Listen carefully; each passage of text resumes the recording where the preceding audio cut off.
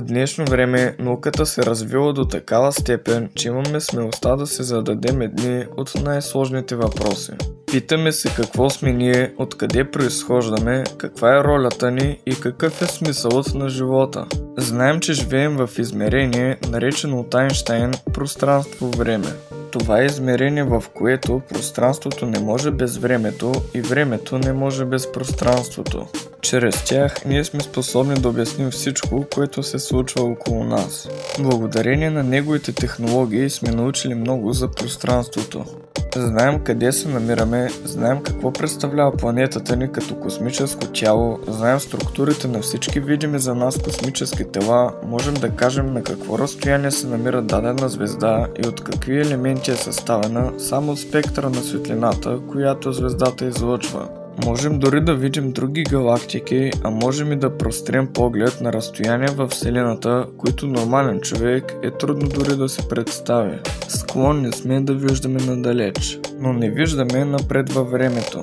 Не виждаме и назад във времето. Само умеем да си спомняме. Знаем толкова много за пространството около нас, за формите, за размерите, за далечината и за скоростта. Но какво всъщност знаем за времето? Почти нищо. Само сме сигурни, че то върви в една посока. Не можем да го спрем, не можем да се върнем назад, но не можем и да погледнем в бъдещето. И естествено се чудим защо. Преди да продължа, искам да ви споделя, че за 100 абонати съм ви подготвил специално видео на тема 10 тайни на Земята, което ще видите съвсем скоро. А сега нека продължаваме. Съществува ли реално времето или просто е продукт на нашето съзнание? Ще се радвам да чуя мнението ви в коментарите. Както знаем, годината има 365 дни, едно денонощие има 24 часа. Но какво е това? Това са разграфения на времето, създадени от човека за по-голямо удобство и по-добра представа за това, къде се намираме. Но какво всъщност е времето? Какво го предизвиква? Една не толкова разпространена теория гласи, че времето, така както ние го разбираме и усещаме, е предизвикано от движението в галактиката и Вселената като цяло. Както всички знаем, всеки един предмет и всяко едно тяло се взаимодействат едно с друго, независимо на какво разстояние се намират. По същия начин и във Вселената. Планети, звезди, комети и черни дупки. Всички те се взаимодействат и предизвикват космически тела да се движат и да се привличат. Друго, което ни е известно, е, че Вселената все още се разширява от големия взрив. Възможно ли е именно този процес да предизвиква времето и да го кара да се движи напред? И какво би станало, когато Вселената спре да се разширява? Ще започне ли да се свива? Дали времето ще започне да тече наобратно? Причината за подобно допускане е теорията на относителността на Айнщайн. Тази негова теория гласи, че времето тече за всеки един от нас, но не със същата скорост в различните ситуации и при различните хора. За фотоните, които са съставните частици на светлината, времето не съществува и за това си има причина. Доказано е, че дори хората хипотетично да могат да пътуват със скоростта на светлината, за тях времето също би спряло.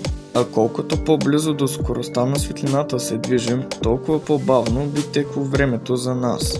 Такава скорост за нещо, което не е фотон в естествена среда, би могла да бъде постигната само единствено на хоризонта на черна дупка.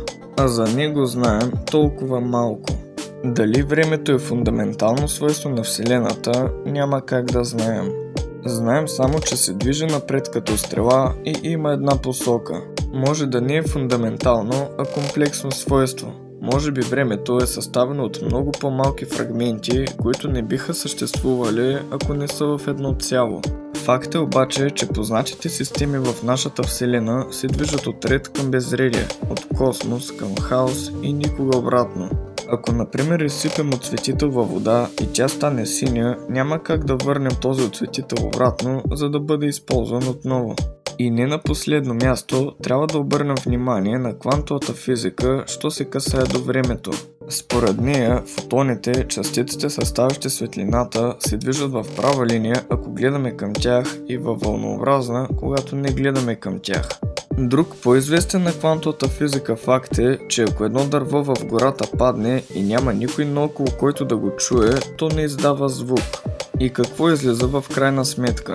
Съществува ли времето за фотоните и дърветата или е само проекция на нашето съзнание? Това беше видеото, приятели. Надявам се да ви е било интересно и благодаря за гледането. Ще се видим следващия път, а до тогава довиждане.